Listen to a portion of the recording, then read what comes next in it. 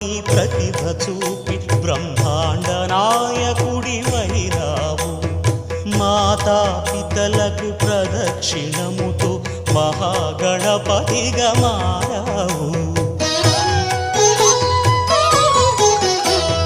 భక్తుల మొరలాలించి బ్రోచుటకు గజముఖ గణపతివైనావు. బ్రహ్మాండమునే బొజ్జలో దాచి లంబోదరుడవు అయినావు.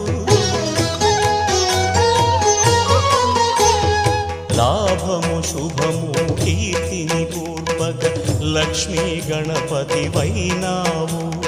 వేద పురాణములఖిల శాస్త్రములు కళలు చాటును నీ వైభవం. వక్రతుండమే ఓంకారమని విబుధులు చేసి